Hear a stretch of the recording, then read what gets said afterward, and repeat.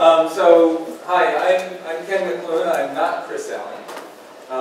We're going to be, session is called Show Me Again How You Did That, and it's about building resilience around the world. So this is about our experiences having done resilience work elsewhere on the globe. I gave a little spiel about it last night.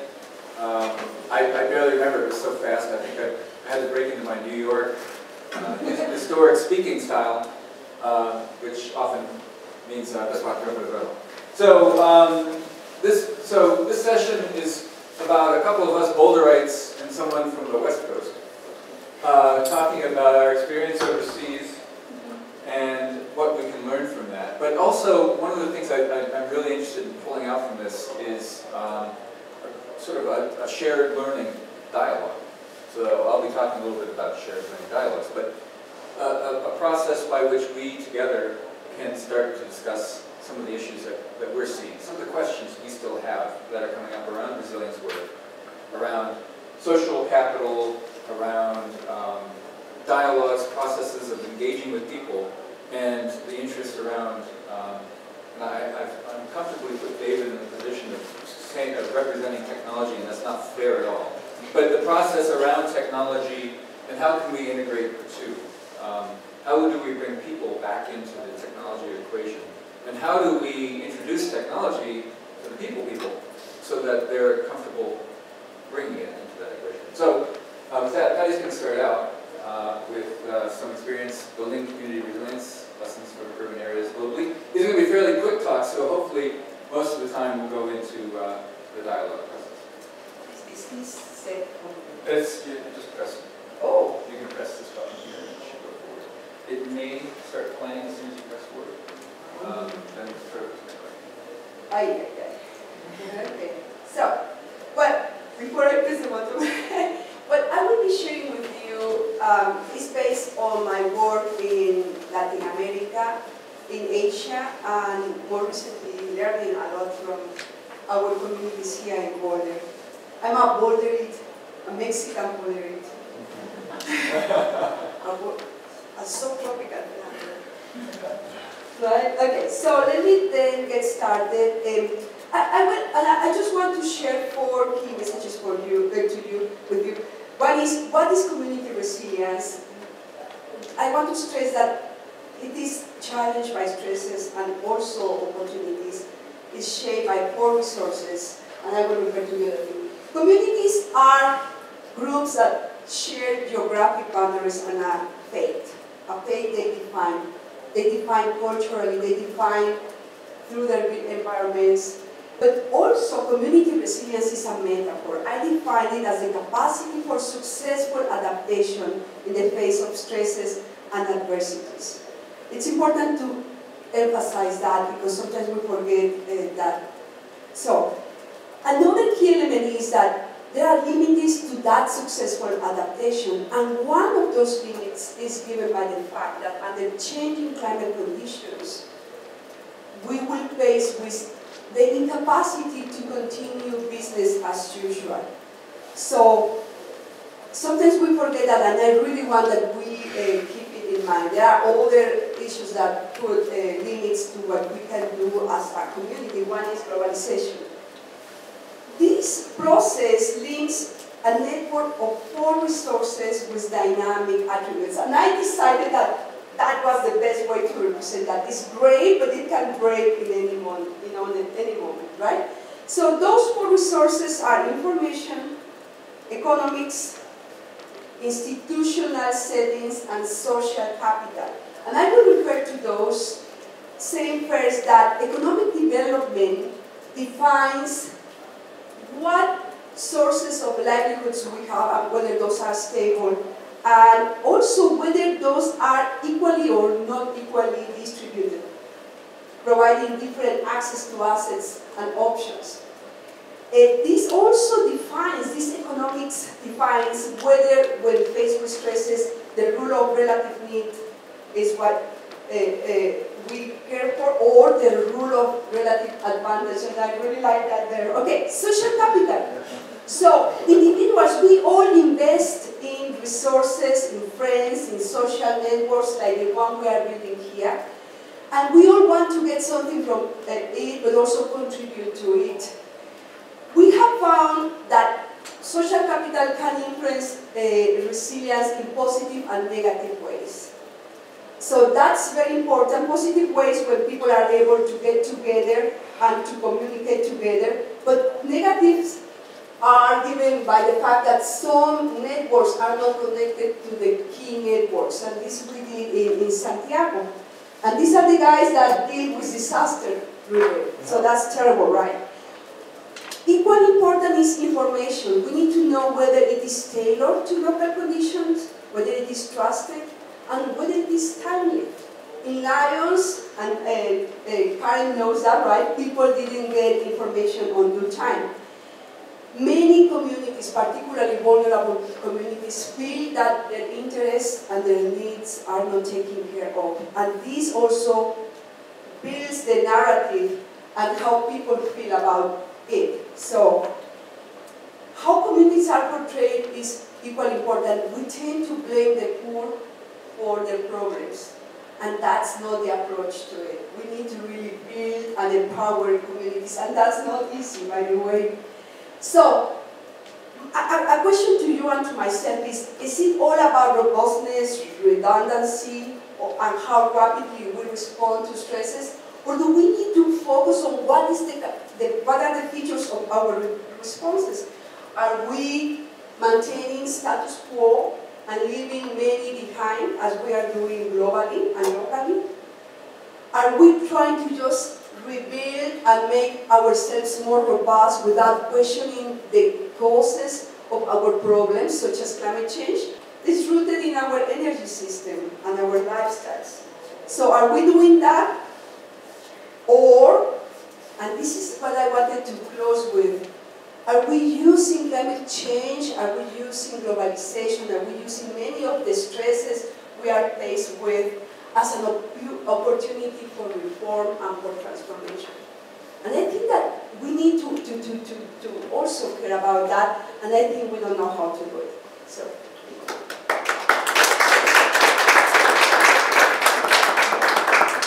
I want to thank Patty for the impromptu Ignite talk. Without expectation. Pulled it off, that's fantastic. And so I also wanted to, so thank you, that was very informative. And I think pulling out that, how social capital, we've been speaking a lot about social capital and the value that can bring in building community and building the capacity of people to address some of these crises that come down the pipe and enhancing resilience. But one of the things that's really interesting to come out of it is that social capital is not always a great thing. Like in the recent earthquake in Nepal, there was quite a bit of rumor being passed around on Twitter, etc., about impending earthquakes and how the earthquake had been predicted, and all of these sorts of things that were causing a fair amount of concern, to put it scientifically. Crisis, panic, to put it less scientifically.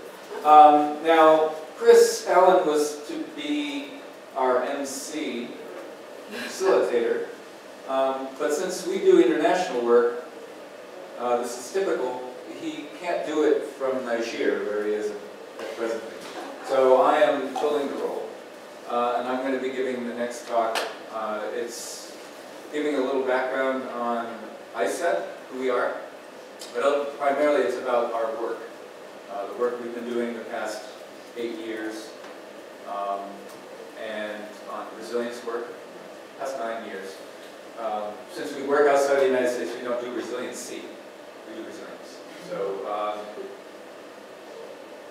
So sort of an outline, who is ISET, what we do, where we work, how we work, and it's the how we work, which is very important to us. That's where our value set is. Urban climate change resilience. Our framework from that. Our framework, which we share as much as we can, but that has informed also like the 100RC framework. We've worked with the 100RC folks. They have a framework for engaging with cities around resilience. And those together, we've been working with Zurich on their framework on trying to bring some of these resilience issues forward. So we're seeing all these nice blending combinations of work. And then some cases. So I'm going to show a case from Da Nang, Vietnam, and Gorakhpur, India. So ISET, we're an international NGO. We have offices in 3 countries. Our headquarters, for what it's worth, is here in Boulder. You can see a normal flood flow up top, and a typical commute on the lower picture there. We have offices in Delhi and Hanoi, and we also have network sister organizations. We have ISET Nepal, an independent ISET that exists in Kathmandu, and ISET Pakistan, an independent ISET in Islamabad. So where we work, this shows a map of the 20 cities that were involved in both ACERN and Embrace projects, which I will go into some detail on. But we're also working in the US now. We have some work in Colorado. We've done some light work down in New Mexico as well. Excuse me. And we also have some projects in Quito and Ecuador. So how we work, and I mentioned this is really important to us, is that very much like the leadership of this work, this particular meeting, part of the meeting, it promotes emergence, it promotes self-organization.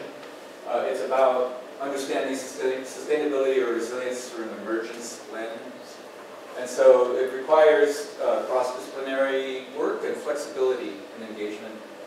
And it works closely with a wide selection of stakeholders. And that's where our dialogue processes in building resilience through a lens of a sort of an ecosystem, or sort of considering it through this emergence lens.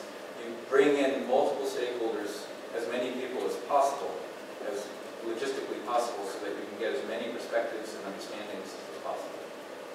And so it's important to highlight that we do not enter any place we go into to help or to provide one-way expertise, because when you're building resilience to climate change, there are no experts. You can find, if you find an expert in climate change adaptation, then you know you're working with the wrong person. And then we go in to share and to learn.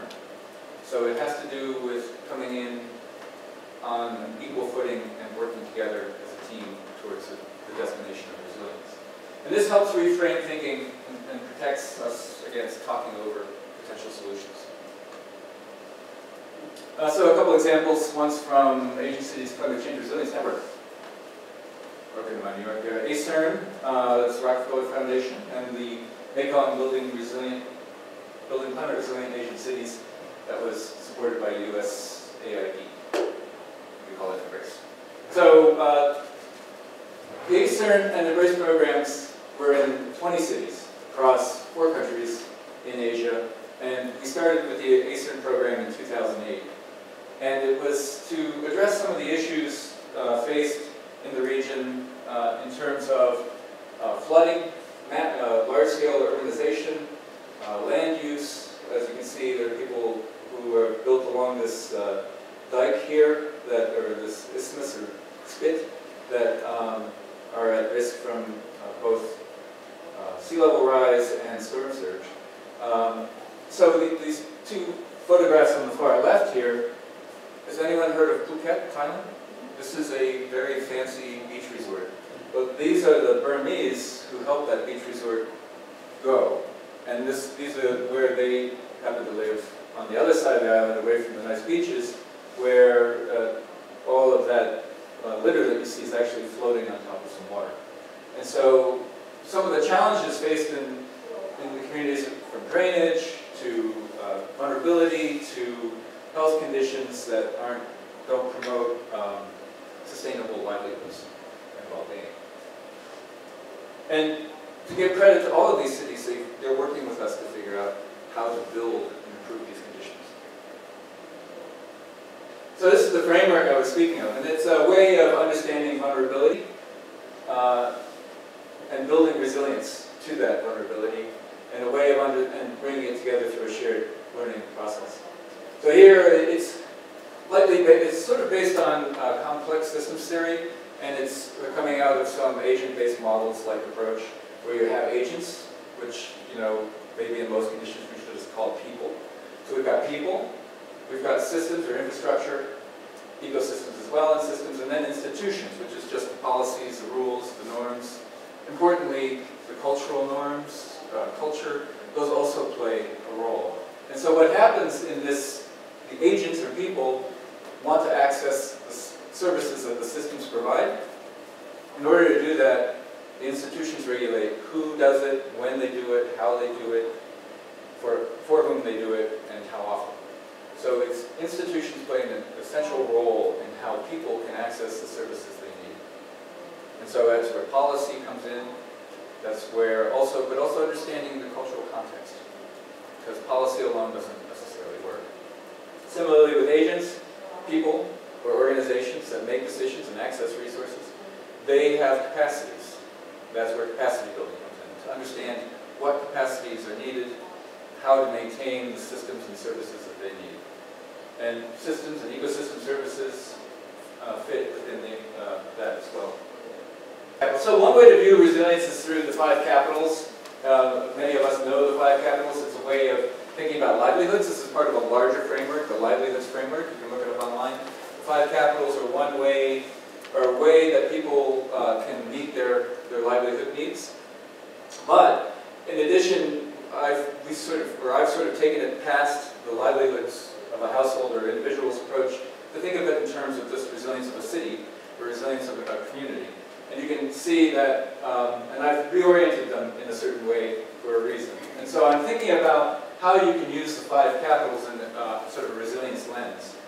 So people, the work that we've been doing is largely focused on cities, and people move to cities for a reason. They will migrate away from their more rural settings into cities for a reason. It's usually to access the financial capital.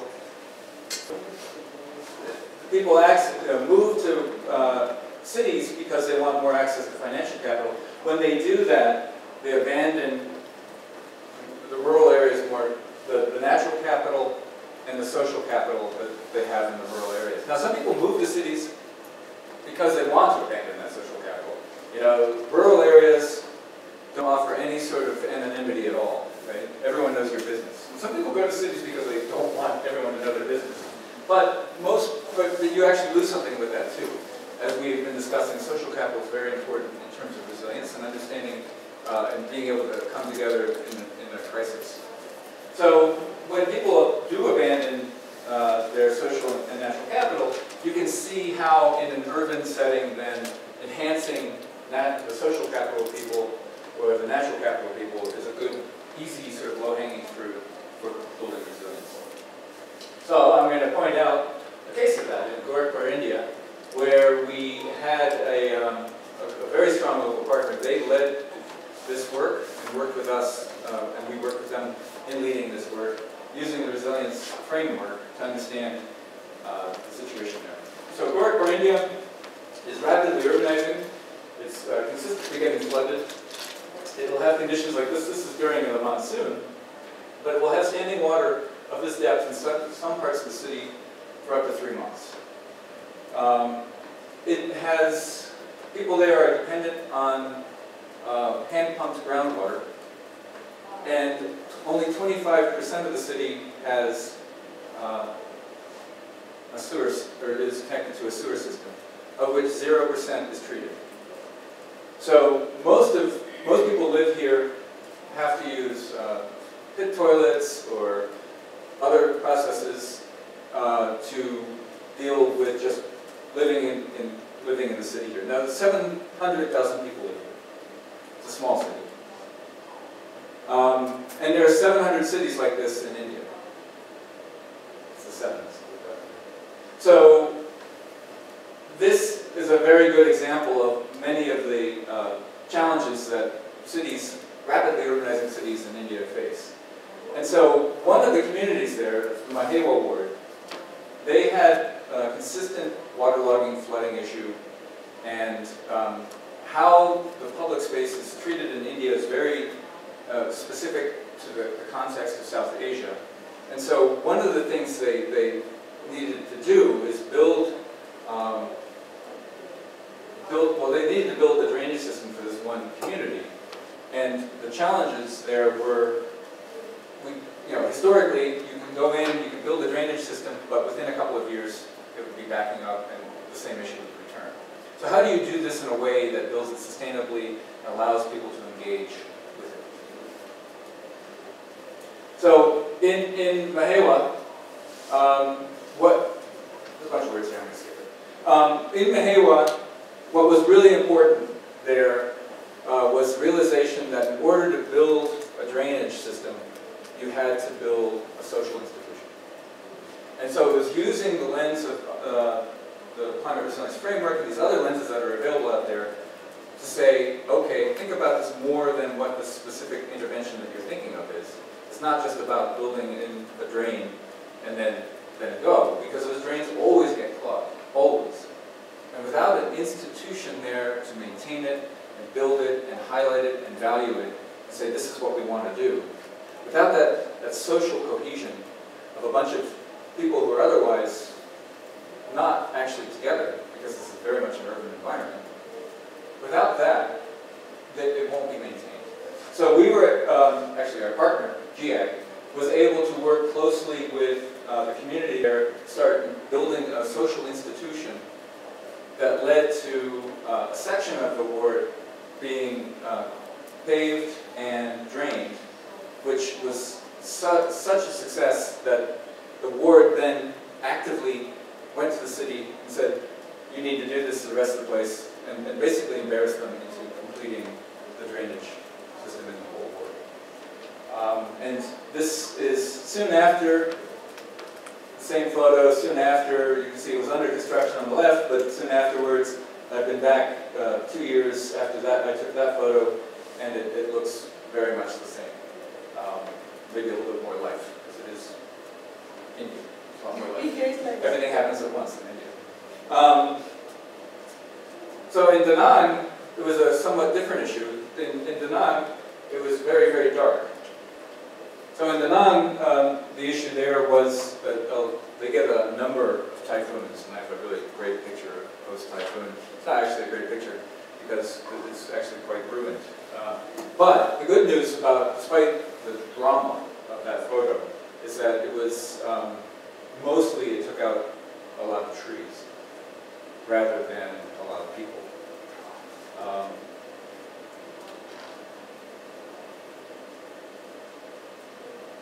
So Da Nang is in the central coast of Vietnam. You have,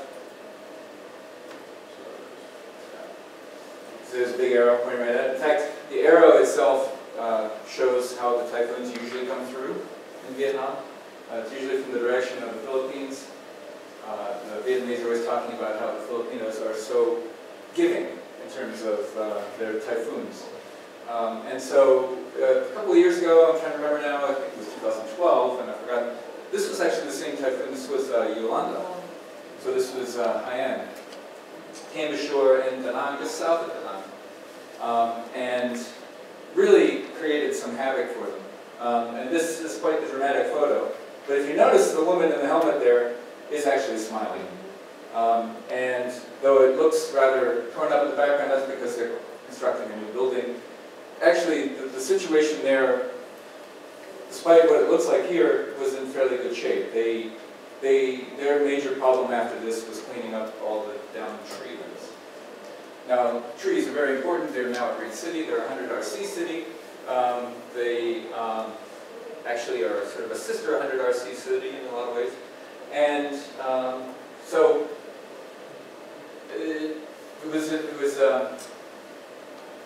was important for them to have, to recover from this fairly quickly, especially for their economy, to be able to clear the debris and get things going. But one of the great things, the good things to come out of this, sounds really self-serving, was that we had just finished with the Women's Union a new resilient housing effort. And this, once again, was some ideas that came out of after engaging through a shared learning process to understand what exactly local people needed. What were they looking for? What did people need in their lives in order to improve their ability to recover from disasters? And housing in Da Nang, low-income housing, was highlighted because oftentimes the low-income housing is at some of the most risk areas, and when these typhoons come through, the storm surge will just wipe out the first 3 or 4 layers of houses. And so then people would remain in the rest of the houses, and then the next typhoon would come and wipe out those next layer of houses. And so what was highlighted was not only a need for a house whose roof didn't come off in the winds, but the need to have a hardened structure inside so they could protect themselves from debris during the storm surge. So we worked with, this had a design competition where local architects came through to understand both what local design expectations were, as well as some ideas to help improve the resilience of these units to wind and storm surge. And also was to line up the streets, and that's the far left side, to line up the alleyways such that they didn't channel and funnel the winds, but rather broke them up. And so the thing I wanted to highlight out of this process is we had just finished the penultimate, the unit just before the storm, and they all survived, all of them. The only one damaged was the one that hadn't been finished. And several homes similar to the south that were had not been structurally reinforced did fail. The good news is that nobody got hurt. But it was a sign that we were onto something. And this has since been highlighted at the IPCC event in Peru, I think it was, last year. So with that, some examples, and thank you.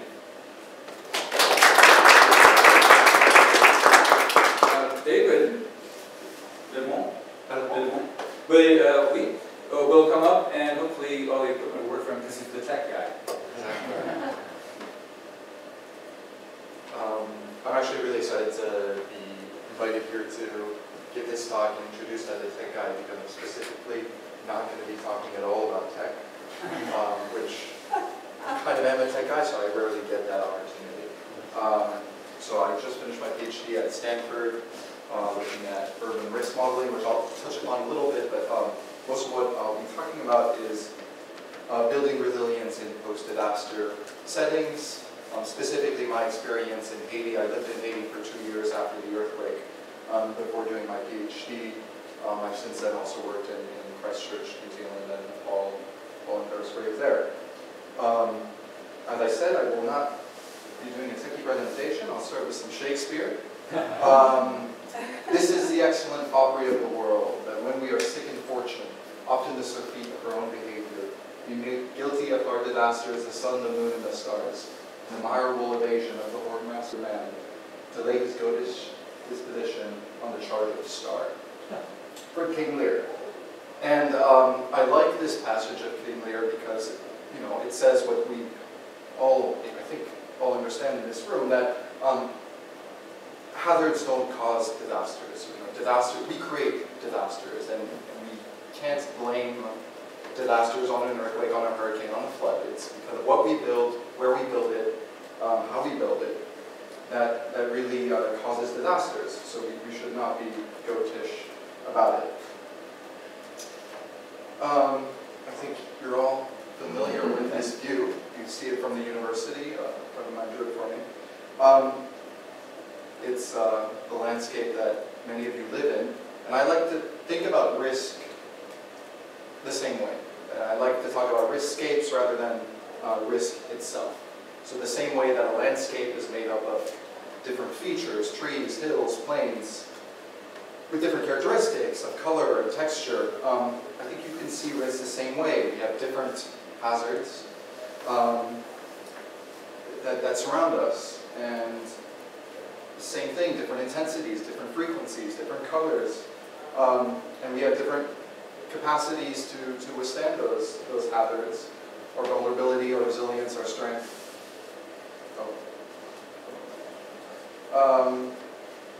And all in all, this creates our risk scapes.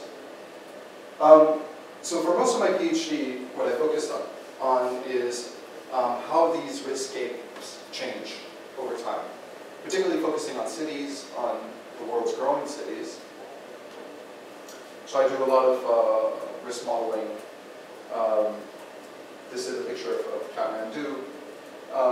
So I did a case study of Kathmandu as part of my research, and this is the type of thing that I found, and the tools that I developed in my PhD, looking at how risk is evolving in the future. And so this won't be the focus of my presentation, but I just want to say, we saw, Ken showed examples of different cities around the world and their risk. And a lot of the studies on urban risk have said, cities are growing, so the urban risk is growing, and kind of just related, more people means more risk. And what I saw, particularly working in Port-au-Prince, was that that's not true. You can't linearly relate population with risk. And there are many reasons for that. But fundamentally, as cities grow and space becomes constrained, people will tend to occupy more and more hazardous land. People will start building on steeper slopes. People will put trash in the water, pound it, and then build a house on it. We saw the picture in Phuket Ken showed. I grew up north of that in Chiang Mai, another city in Thailand, and it's true that the poorest neighborhoods are these shacks along the canals. That's the land that's available to people, and it floods all the time. So that's one of the reasons, just specific patterns of urbanization, but also I think we have the presumption that we're getting smarter in what we build. And I don't think there's much data to support that. I think if you look at the type of construction in Haiti, for instance, you'd be very hard-pressed to find evidence that what we're building today is any safer than what we were building 20, 30, 50 years ago. And actually, we often find the opposite. And a lot of my research was that one of the main messages I want to say that we can develop models. We can look at trajectories of risk. And for the case of Kathmandu, in 2015, this is just predicted, it's not predetermined. So what if we look now at different policy interventions? What if everything we start building, starting today, is better? Up to a better standard. How can we impact the risk trajectory in the future? And what does that mean for our risk? And for many of these cities, dealing with existing risk is virtually impossible. San Francisco just passed a soft story ordinance for earthquakes. It took about 25 years to do. It's going to affect a couple thousand buildings at most. And it's a very wealthy city and has some of the best risk experts in the world. A city like Kathmandu, we're talking about 1 million buildings that would need equivalent type of retrofit, so it's unfeasible. But what can we do to the risk trajectory? What can we do to what has not been built yet? So that's kind of the main motivation behind a lot of my research. This is kind of my research storyboard, so I touch upon a lot of things. And I'm excited, which I'm happy to answer questions about after the presentation. But for now, I'm going to focus on this, which is a piece that I rarely get to discuss, and it's not really a part of what I do at the university, but it's something I've been writing about throughout this time, and working with the World Bank and GFDR on. So, as many of you know, there was a big earthquake outside of Port-au-Prince in 2010. I have a couple pictures to share, just to remind us all of what that did to the city. And part of what I want to add with this is that this isn't unique to Port-au-Prince. It's not unique to Haiti. Unfortunately, we're going to see this again in other cities. And people talk a lot about Haiti as kind of the worst recipe for disaster. And I don't think that's true. I think if we look at the big cities around the world, we're going to see, or we can potentially see this in many, many others. which is scary. So this is what kind of urban life was like for 2 years. I mean, definitely all the time I was there. Debris still hadn't, like, the glass building still hadn't been taken away 2 years after. And then, so I left Haiti, started my PhD, and spent a lot of time reflecting on that experience. And part of that, I did a study a year ago, so 5 years after the earthquake, or 4 years after the earthquake. What would happen if it happened today? And well, actually, not even that. There was this belief that after this big earthquake, there wouldn't be another earthquake for a long time. But a study had come up showing that this was not the Port-au-Prince earthquake. It was the Léogâne earthquake, which is a city to the west. The expected earthquake is still expected. So that's what I was modeling, to see what would happen if the expected earthquake was to occur. And found that twice the number of buildings would collapse compared to what happened in 2010, which is a ballpark indicator of fatalities. So the remaining risk is very high. I'm not sure if the city is less vulnerable today, so I wanted to better understand why. So I did an extensive study with some others to try to capture what the lessons learned were from that. And I'm going to share some of the findings. The findings was organized in terms of recommendations for reframing the way we look at post-disaster recovery. The first was the need to reframe recovery in terms of risk and resilience. Typically, recovery is, we have targets in terms of what we build, how many houses are needed, and I wanted to see how that translates to risk. So in particularly the relief and response world, people talk about response, early recovery, and that's typically these phases that people discuss post-disasters. So I wanted to see what that meant in terms of risk and resilience. In particular, I was promoting this notion of reformative recovery. Patty talked about reform towards the end of her presentation, which made me very happy because I really like this idea of reform, where we can establish new dynamics for creating resilience. But this requires reform. The second main point we found was about the need to define, discuss acceptable risk, which did not happen at all in Haiti. What are our targets?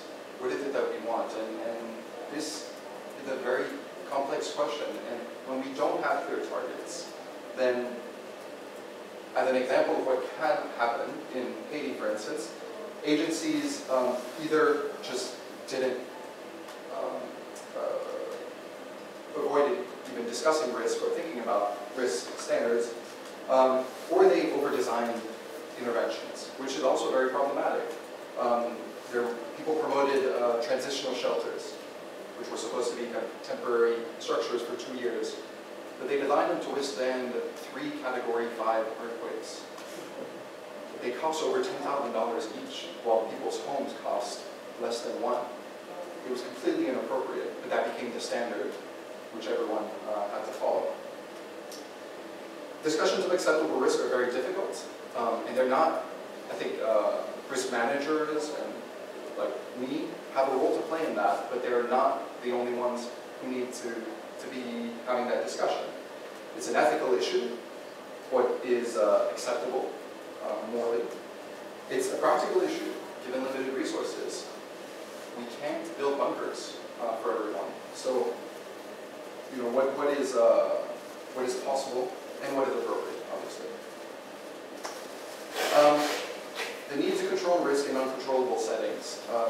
In a lot of the countries that were presented today, the decisions that determine risk are usually made, or often made at the household level, or a large part of that risk at least, is made at the household level. outside of typical regulatory processes. And an example of that, this is the area just north of Port-au-Prince in 2010. This is what it looked like in 2013. 100,000 people had settled there 3 years after the earthquake. There are more people now. It's now the second largest city. If it was its own city, it would be the second largest city in Haiti. And this is happening completely spontaneously. There's no planner involved in this. There's no engineer involved in this either. So not only the decision of where to build, but the decision of what to build is also happening completely outside of the regulatory framework. So this is what this looks like from the ground. So are we rebuilding new riskscapes? How vulnerable are these new communities, these new cities? So how do we promote, this was the question that we were faced with challenging, how do we promote risk reduction when the creation of risk is outside of the formal processes? And what we thought was we really need to promote self-compliance to safe practices. And a lot of that, I'm trained as an engineer, and that's not something we typically are trained to do. It requires a lot more humility. And we need to recognize that households make rational decisions on their own risk. One of the biggest barriers is that they often aren't informed of their risk, and that's maybe a big role we can play as risk managers or as technical quote-unquote experts, is to make sure that people are well informed. So make sure that if their vision of their riskscapes is not correct, we can clarify that for them. And then, maybe advise on how to best do that. But ultimately, people choose to live in a risky world. We all do. We all make decisions on the risk. And that's something we need to engage much more in conversations with people about that. So what we found from interviews in Haiti was that people, it's not that people don't want to build better. It's anytime they constructed to a lower standard than acceptable risk, it was either lack of awareness, lack of knowledge of how to address it, even if they knew that it was there, or economic constraints. So even if they knew it was risky and they knew how to address it, they didn't have the resources to do so. So what is our role to get rid of those three barriers? Because those are the three barriers to self-compliance. And finally, this much broader need to address the structural causes of vulnerability. And this is why I talk about reformative recovery as one of the avenues through which we can do that. And I use Haiti as an example again. Every organization that was there, and there were a lot of them, were doing things like this. And they could all say, completely honestly, that they were building back better. Everything they were building was to higher standards, was to good standards. But while this was going on, this was happening. And the difference in scale is completely incomparable. All the agencies put together may have probably built 10,000 new permanent homes, and here we're talking about 100,000 new homes.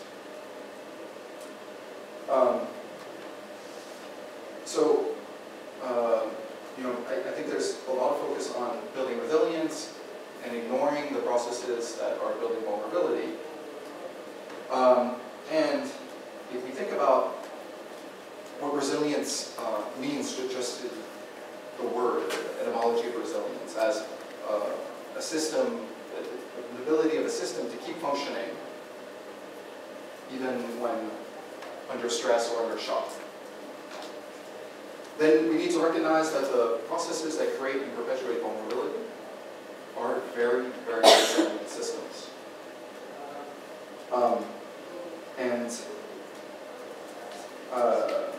There's this graph that I saw, I think this is more from the ecology field, that looks at resilience at this ball in a trough currently in a stable state, and if pushed beyond, usually in discussion with climate change, if we're pushed beyond a certain point, then we might fall into another stable state, but a different state. Possibly much worse. And resilience is kind of what prevents us from going to that state. So if we flip this around and think about ourselves and all the communities we work with as being in this initial state of vulnerability, then this bump, I'm not sure if you can read it, should use a different bar color. So these are the systems and processes that keep us in this state of vulnerability. And they're very hard to address, but we need to look at what these are.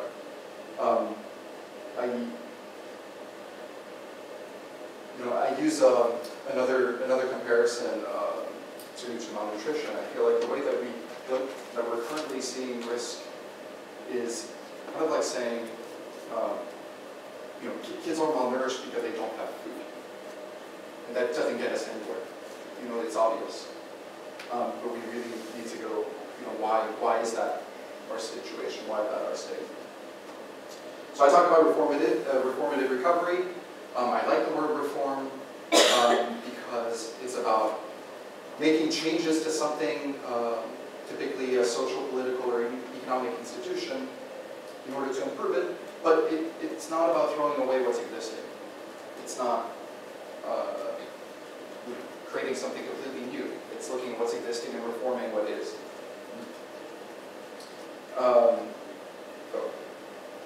Yes. And I think it's really a process through which we can establish new dynamics to build resilience. And post-disasters moments are not the easiest time to do this, but it's an important time to start those conversations, which will last decades. But it's a really important time to start looking at this. That is all I have.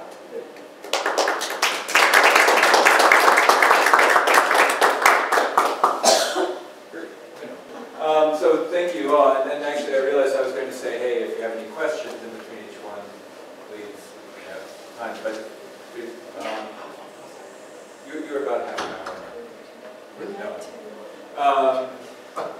So I don't know if there are any questions out there before we jump into anything. I thought that was fantastic. I really enjoyed hearing about reformative recovery. I think coming at it, I've been talking about transformative things, right? But transformative is, everything goes. It's becoming such an important word. Yeah, so we're going to reform the transformative resilient community to become more sustainable.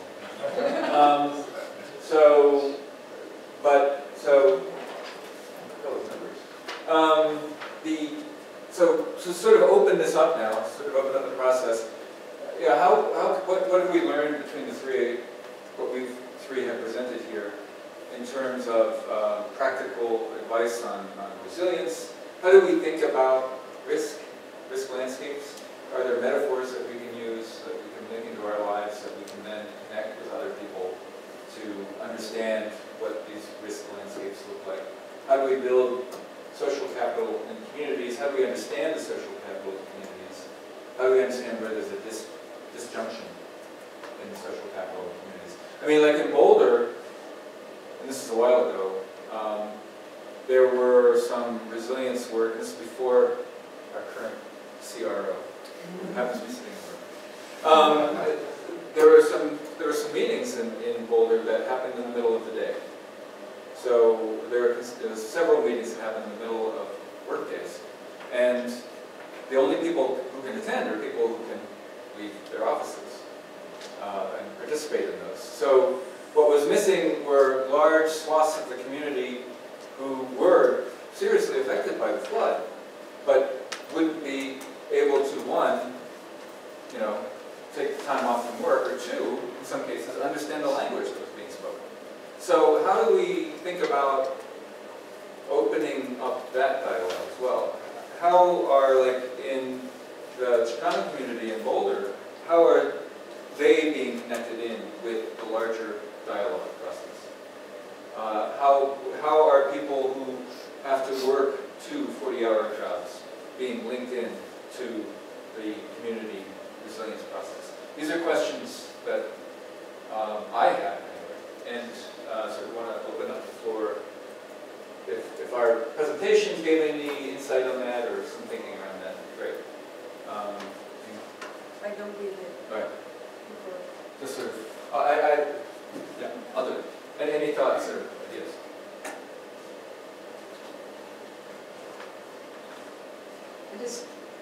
I think the link between, Patty, your comment about climate change is going to push us beyond business as usual, and yet, David, we're not even, in many cases, addressing current risk, let alone, or if we are attempting to address risk and build back better, we're doing it at a 1% level, at best, while the rest of the 99 is going in under conditions that put them at more risk than where they began. And I think it's interesting to just bridge. That's certainly true in Nepal, that's true in Haiti. We saw it here too, in Boulder, after the earthquake, where people just, or after the earthquake. Do you all remember that? After the floods, when people, within weeks, had torn out their wall-to-wall carpeting and their wallboard and their major appliances that had all gotten destroyed by water, and replaced them with exactly the same stuff. And it seems like an entry point certainly is just around the educational component. And I don't know how you make the cultural shift to, yes, we actually need to have that information prepared in advance so that when a disaster hits, we can leap on the opportunity. But if you could make that shift in this country, in every country, so that instead of flooding the streets with aid workers with paint cans, you flood the streets with aid workers with an information brochure about here's how you could build a house that was a little more resilient.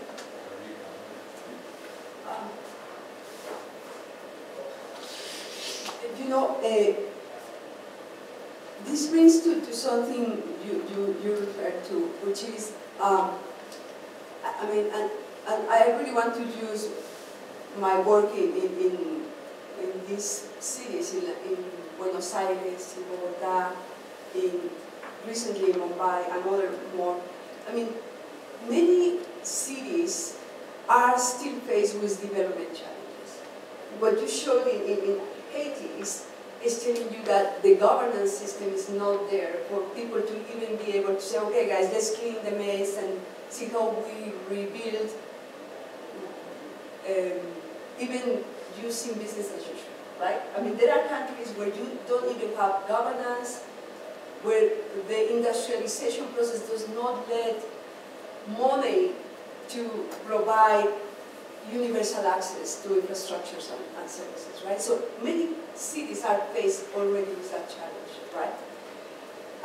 And that's why I was saying that just now we have a huge opportunity for reform, and I really love that you were talking about that too. Meaning, if we are to be more and more faced with hazards, climate change related, earthquakes, whatever, and we will need to rethink how we rebuild. Can we think of how do we do it differently? And that for me is reform. I don't know transformation. It's like revolution. Yes, they are beautiful, but how do we go about those, right? So how do we rebuild or recover or whatever word we use in such a way that the constellation of winners and losers allows for safety nets that protect the most vulnerable? And I think that even the US is not addressing that. We were talking about the floods here in Colorado, right, in 2013. In the area where I live, many of my neighbors, 2 days after the flood, had workers cleaning everything, and they were organizing nice parties, right, because it was very stressful to have a flood. We have people in Lyons that are not yet able to go back to their houses because they don't have houses. So, you see, so I really think that with different languages we are expressing here that we have a huge opportunity for reform, and that for us to deal with that, not and this brings me to the second point. Now I'm taking advantage, right? Go for it. Make up for the point. But I'm really concerned when we say we just need to create awareness. I mean, this is like coming and telling the smokers, oh, come on, guy, you are a smoker. I used to tell that to my sister. Sister, you are smoking. You are breaking your lungs. She was like, yes, I'm breaking my lungs. I mean, this is not the approach. You need to understand how people make decisions, why some people go to the coast or to the mountains because of the amenities they offer, and others go to the area you show there because they have no option, right? And once we start to understand the why and the mechanisms by which things happen, we perhaps can have a different conversation as to how we can achieve that reform, that shift, which we don't know how it works, right? But we are convinced that something needs to happen. Yeah, I mean, I think that's brilliant. This is where, you know, the false story that I set up before about there being this thing about tech and dialogue, I'm going to bring that in now. Because maybe I'm the tech guy. Because this is precisely where some of these technologies have some form of advantage. Like one of the things they noted in the Japan tsunami was that a number of people, how they ran, right? Where people ran when they got the alert. And a number of people ran to the tsunami walls because that's where it was, you know, the tsunami wall. That's where you go because the tsunami's not going to reach that, right? So people went to the tsunami walls for the tsunami. And so how can you understand how, is there some of these new technologies, does this smartphone that tracks everything I do through my wristband and sends it all to Fort Meade, Maryland, where, you know, is there some way to understand how people behave in an emergency, how we can structure things, just structurally, that help people make the right decisions? With smoking, you know, we structurally help them with $5 tax on each pack of cigarette. And that, they say, was the #1 cause for the drop in smoking. Actually, it's the cost. We saw in 2008 or 2007 that you could get Americans in public transport if you made the price of gasoline $5 a gallon. Apparently $5 is the magic number in the US. So, yeah, so the question is, how do you bring in some of these technologies, some of these policies that can help frame how people do the work? And maybe it's not just awareness. But speaking of awareness, actually, Karen mentioned earthquakes. Colorado actually does have an earthquake risk up to a 6.0. It's fairly, and no one actually has it built in cities. Anyway, any further thoughts or questions? Yeah. I thought it was really great. What I love that you mentioned this idea of cost. You know, working with some impacted individuals here in Boulder, to build back the new bridges, you got to build back the new standards, and people couldn't afford the new standards. And so I think when we want to do things that are going to be more sustainable, it's also what's that cost of the individual or taxpayer dollars or for donors. And so I think that's a really important kind of balance that we have to play into the situation. But also I think it's really, I love what you're framing, I would just say informative recovery, but you know, how do we work with the habitats, the Mennonites, the groups that are actually building homes maybe here or internationally, so they can understand tools that maybe aren't that affordable, but make it practical. So the things that you learn on the academic level, how do we distill it to the actual groups that are doing aid work?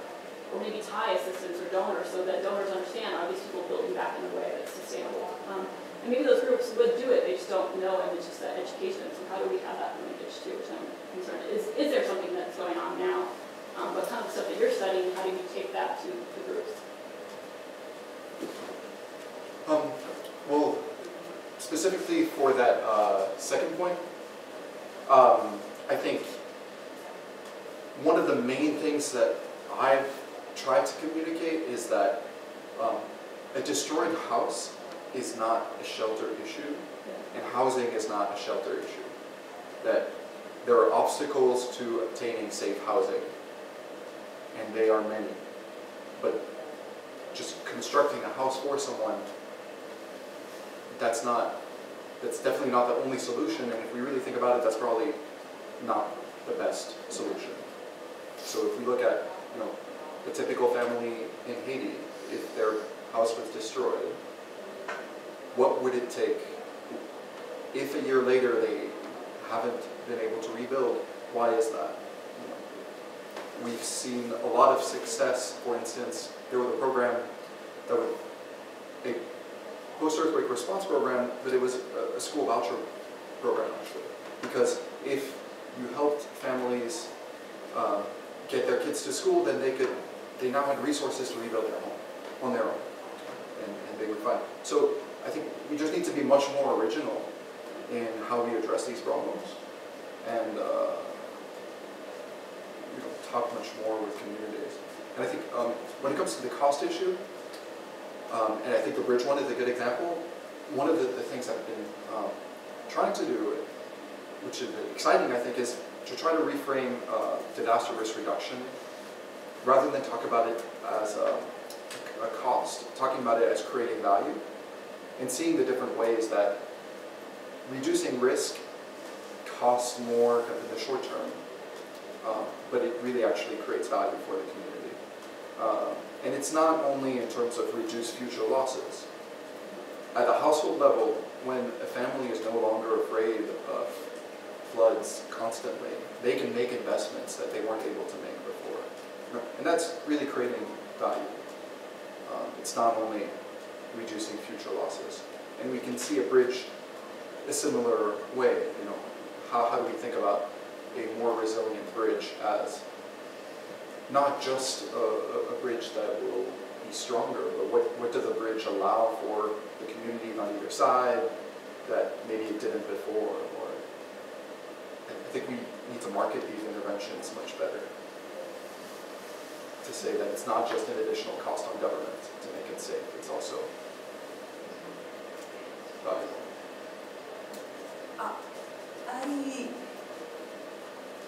You know what? I have a couple of questions and concerns here.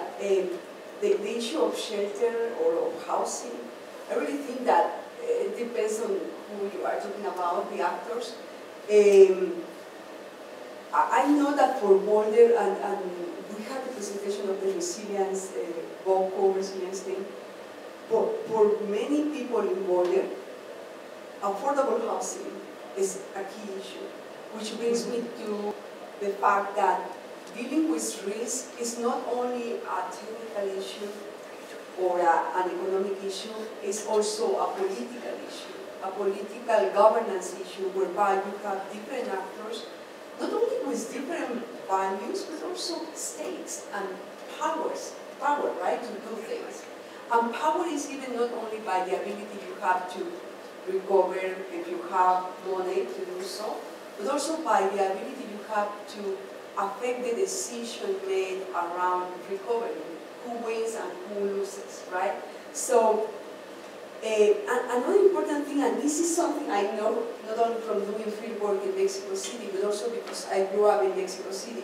In Mexico City, we live with floods during 5 months of the year. Floods are part of what we do every day.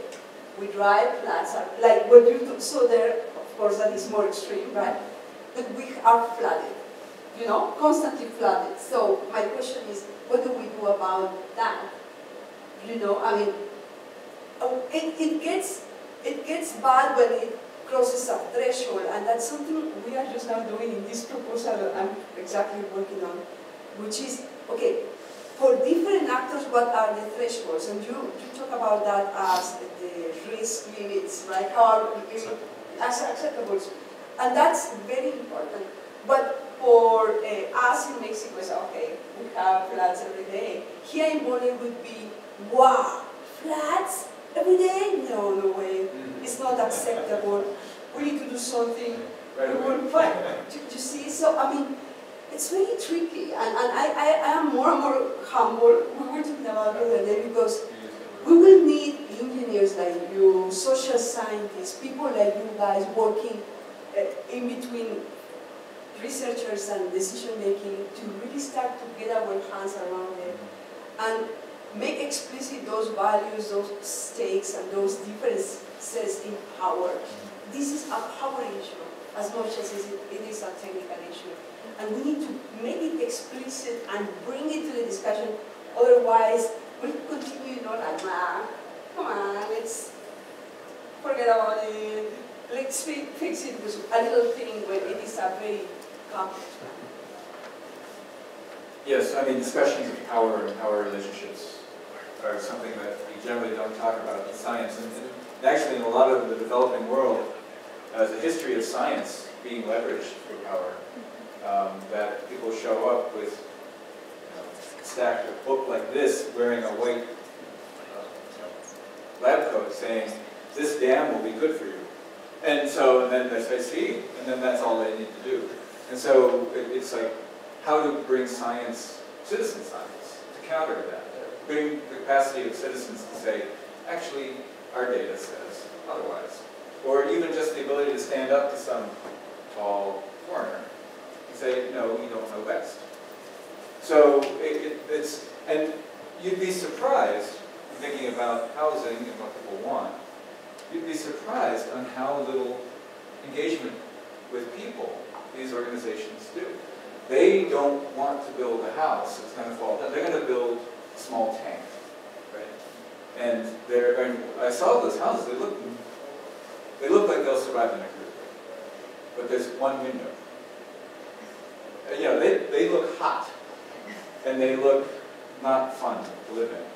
But you know, the question is, very few people go out and say, "Okay, you just lost your house. What do you want? You know, what is it you need? What's missing? Why aren't you rebuilding? What's missing from what you need?"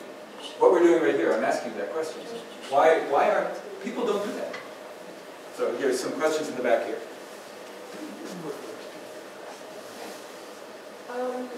I have a friend in Denver who's on a board of it's an NGO in Washington, D.C. But anyway, they do work in Haiti, and they were there before the earthquake, and they're still there. So it kind of, my statement and question kind of goes back to what you were saying. So one of the things that after the earthquake that they were trying to figure out how to make more impact outside of the projects that they were already involved in was they decided to just have their people that were on the ground in Haiti go around to some of the rural towns that had had prior migration into Port-au-Prince, and then ask them, you know, okay, we want to do some other stuff. What's more important to you right now? And of course, housing came up. But the other thing they kept saying was, you know, what are we going to do with our kids? And you know, we don't have electricity. We don't have, you know, we can't get to our cell phones. Nothing.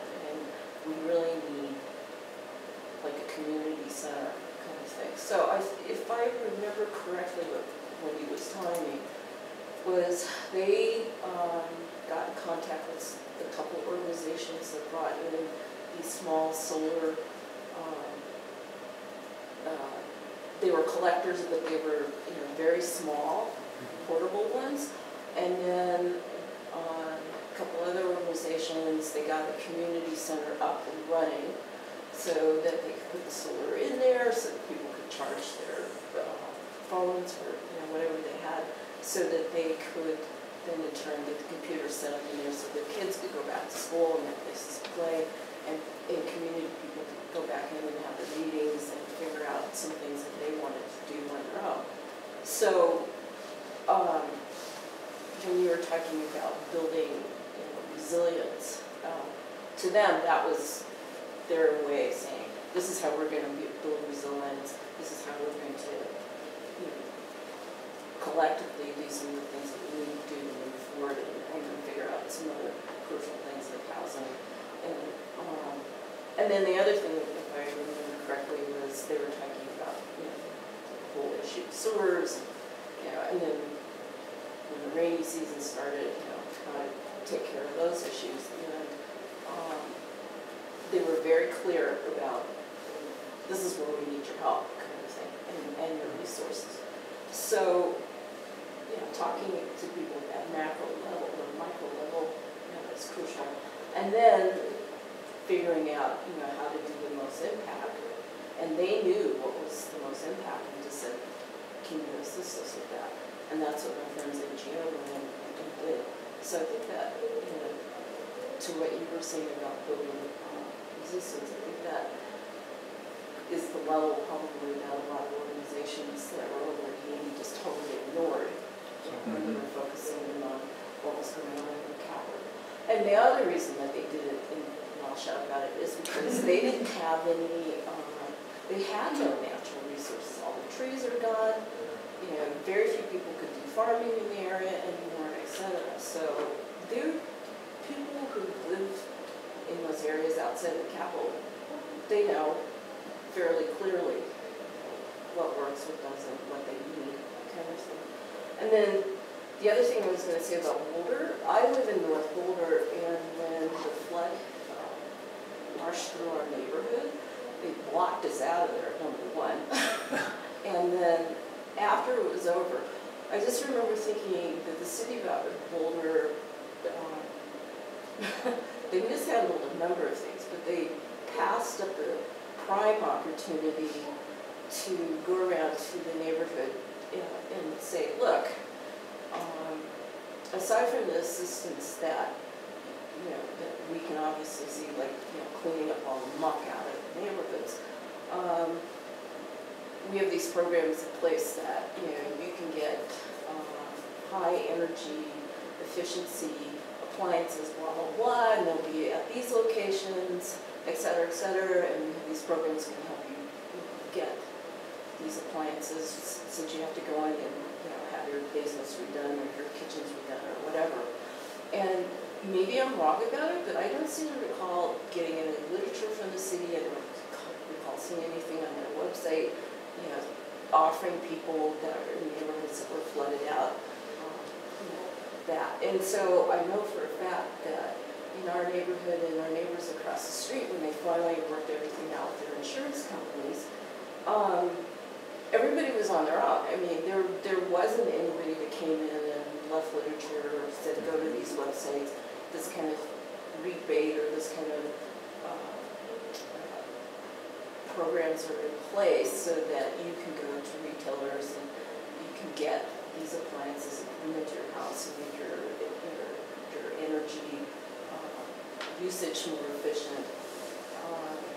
We're working with insurance companies to, blah, blah, blah. I think the city missed a huge opportunity to do some retrofitting and some, to ramp up the higher energy efficiency use of households in the city. And maybe that's something in the future that they should have in place for the next flood that we have. The next disaster. Earthquake. Yeah, the 6.0 earthquake. Right? I mean, that's really interesting to highlight because it made me think also about how the county has reacted to the fires that we had, and that they've been proactive there and collaborating with the insurance industries in trying to figure out how best to support homeowners in reducing their fire risk. So very similarly, the city could learn from this event and understand, like, how can, in a future event, they respond in such a way that's coordinated, potentially with insurance industries that help make something emerge out of that. Or just the city's own programs that they have for residents. Yeah, that they already have. There's been a lot of talk about social capital. You mentioned it, in the small town and drainage things. There's also a lot of talk about the importance of connections between residents. Greg, you talked about that this morning. But I don't hear people talking about specific ways to do that, so I'm curious how that was done in that town. And I have an idea for a network of neighbor points of contact. I'm curious if other people have specific ideas about how to increase resident participation and networking relationships. Before I babble on, does anyone have a connection or idea about that? Well, I have one insight, but why don't you want to talk on the other time? That's okay. Yeah. We'll take two at a time and I'll jump. Okay. One of the concerns I have, though, sort of related to social capital, is this concern that we have these cities like Boulder that are well-resourced already, and they're very good at making the connections and having the social and political capital to get things like the grant to make connections to us as experts who can come in and provide help to these communities. But in a lot of ways, we as researchers go with the low-hanging fruit. We go with those communities that are already easily accessible to us, where we have connections and where they already have enough resources to reach out to us. So one of my concerns, especially along the lines of science being used to further marginalize populations, is that we're doing that inherently and unintentionally by only putting our resources towards these communities that we can access. And I don't know how we go about changing that, because obviously, there are other communities that if we don't know how to interact with them, we can't get to them. But one of my big concerns that I always have at these kinds of meetings is that we reproduce those power structures and the structures of inequality. So I'd love to hear anybody's ideas about how to sort of overcome that conflict. And I would say that's number one pushback against the concept of resilience, because you're tending to make status quo resilient. So that's why there's always talk about transformation and all those sort of things. How do we get over that? Because what we're trying to make resilient is failing. We don't want it to stay the way it is. We want it to transform into what it needs to be. Right? So how do we help that process along? Social capital, ideas on social capital. But just because you have a question a bit about social capital, I had a very interesting experience with the neighborhoods we work in Buenos Aires. We asked us questions, what kind of information, or how do you access information on disasters? And the wealthy communities we work with, which were not the super wealthy, but the middle class communities, used internet, had all the assets and means to respond. But we found one of our two poor communities doing something so beautiful. Buenos Aires is usually faced with storm surges. And what they do to respond to those is, the first one who hears that there will be a storm surge calls to one neighbor, the other neighbor calls to another neighbor, because they are so poor they even don't have money to make a lot of calls. So I found that there was a lot of organization with the communities, but sometimes we overstate the role of community resilience. There are also other limits, and one of those is given by how the cities are provided with infrastructures and services to really make the minimum things, because even these communities we work with that had high levels of community resilience had such low levels of, or their infrastructures were so vulnerable, which brings to what you were saying. Are we just trying to increase resilience, or are we addressing the root causes of vulnerability? And I think that we are trying just to focus on the cool thing. As what you said about us going always with the certain communities, I really think that this is true, and that even when you try to bring the unheard to the conversations, you are faced with challenges. In Bogota, or in all the 4 cities we work with one project, we try to bring leaders of the grassroots to meetings with decision makers. And the experience we had in Bogota was that some decision makers told the grassroots leaders, we don't go to your place because it's a red zone, it's very dangerous, we are killed. I mean, that's why I was talking about the narratives. What's a narrative? It's a narrative that you don't go to those places because they are dangerous, because you can be killed, because they assassinate you. That really constrains the resilience of people, right? That was one experience. In Santiago, I visited one leader who really explained to me very well how an infrastructure that protected a wealthy area affected them and produced floods to them. And when we brought them with our local partners to a meeting where we wanted their voices heard, that guy didn't open his mouth at all. And then I asked, hey, why didn't you participate? And you know what he told me? Well, I'm not as educated. I'm not a PhD. So I really think that, I agree with you, and I really don't know how to really address the issues of power. I really sometimes feel powerless so to speak. And I think we need to also be aware of that. You know what I mean? Like, instead of saying, oh, I have the solution, we need to ask, are we really addressing the real causes of these differences in power, and I don't know whether we are. So I'm taking the conch shell and getting some power.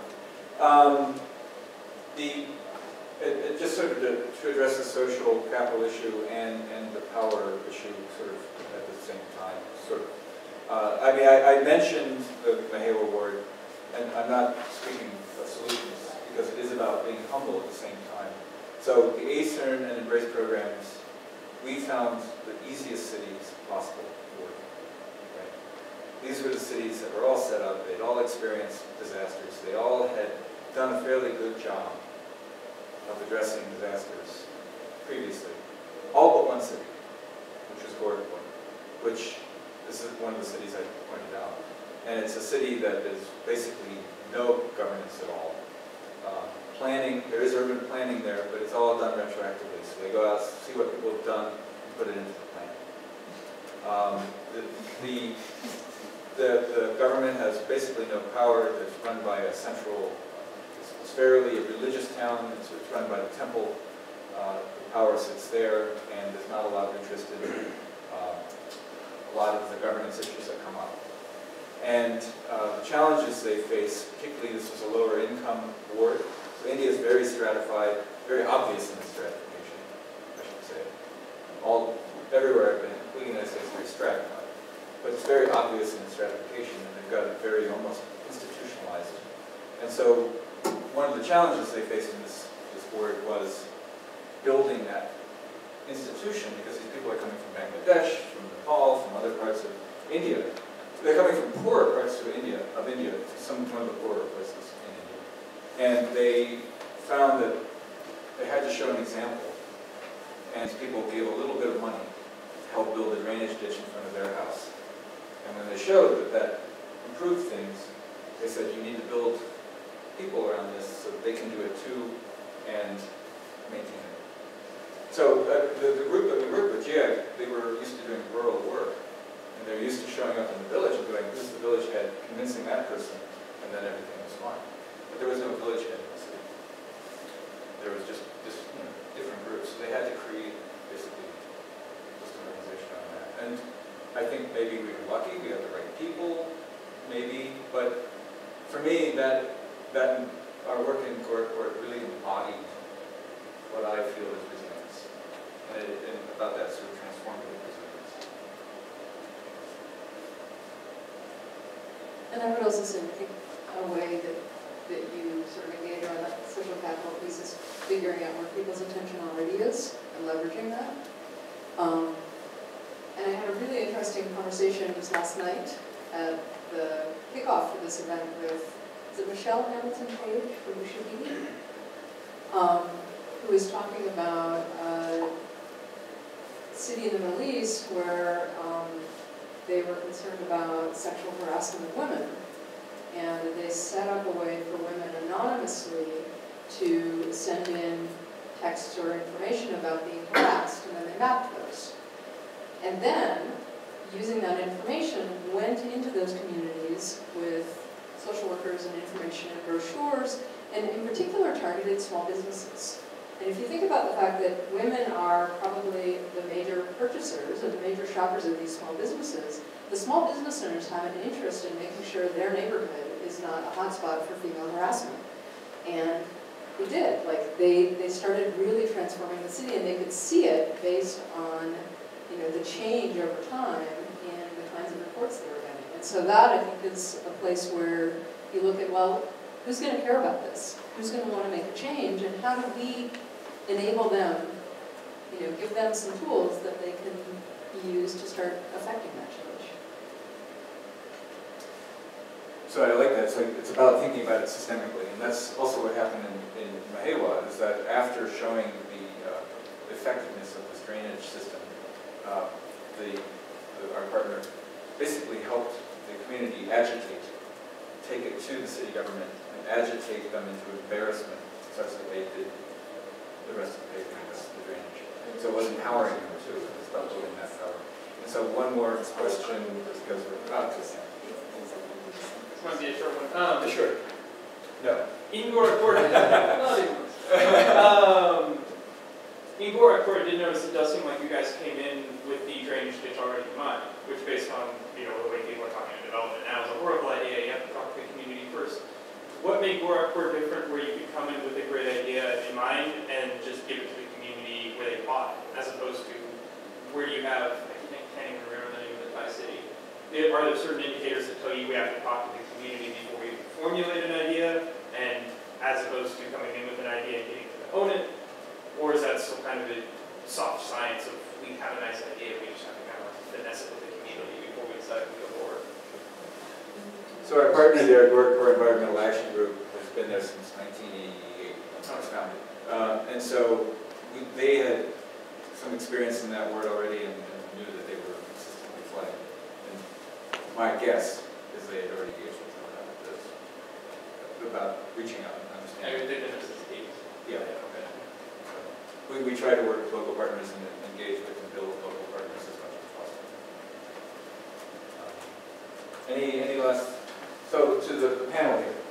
Well, I wanted to go back to this idea of power and the power dynamics. I think that was a great one. And you mentioned how, embedded in the cities that we tend to work in are reflections of power already.